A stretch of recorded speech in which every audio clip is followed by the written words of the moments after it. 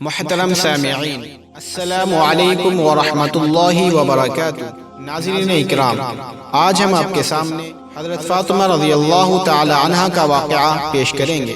پیارے نبی حضرت محمد صلی اللہ علیہ وسلم کی سب سے چہیتی اور چھوٹی بیٹی کا نام فاطمہ تھا۔ پیارے نبی فاطمہ کو سب سے زیادہ چاہتے تھے۔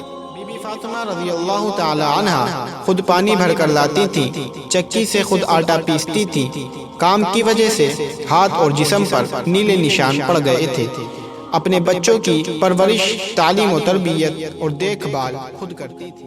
حضرت علی رضی اللہ تعالی عنہ آپ کے شوہر تھے اور حضرت حسن اور حسین رضی اللہ عنہما دو ہونہار بچے تھے۔ ایک بار بہت سا مال غنیمت پیارے نبی صلی اللہ علیہ وسلم کے پاس آیا، جس میں غلام، عورتیں اور مرد شامل تھے۔ حضرت علی رضی اللہ عنہ نے بی بی فاطمہ سے کہا کہ ابا جان سے اپنی مدد کے لیے کسی غلام عورت کو مانگ لیں۔ بی بی فاطمہ رضی اللہ تعالی عنہا شوہر کے کہنے پر ابا جان کے پاس چلی تو گئیں، لیکن کچھ کہے بغیر واپس آ گئیں۔ پیارے نبی جب بیٹی کے گھر آئے تو جانے کی وجہ معلوم کی۔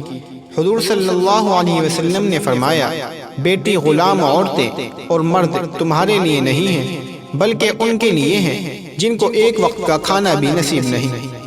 ہم تمہیں ایسی چیز انعام میں دیتے ہیں جس کے پڑھنے سے تمہیں دنیا اور آخرت دونوں میں فائدہ ہوگا، تھکن اور پریشانی دور ہو جایا کرے گی۔ سوتے وقت 33 بار سبحان اللہ، 33 بار الحمدللہ اور 34 بار اللہ اکبر پڑھ لیا کریں۔ بی بی فاطمہ ہمیشہ سوتے وقت اس تسبیح کو پڑھتی تھی، جس سے جسمانی تھکان دور ہوتی تھی اور سکون قلب نصیب ہوتا تھا۔ اسی روز سے اس تسبیح کا نام تسبیح فاطمہ پڑ گیا۔ بی بی فاطمہ رضی اللہ تعالی عنہا نیک، پاک دامن اور شرم و حیا والی خاتون، شکل و صورت، چال ڈھال اور عادات میں پیارے نبی صلی اللہ علیہ وسلم سے ملتی جلتی تھی۔ پیارے نبی بیٹی فاطمہ کو دل و جان سے عزیز رکھتے تھے۔ یہیں پر ختم ہوتا ہے سیدنا حضرت فاطمہ رضی اللہ تعالی عنہا کا یہ واقعہ۔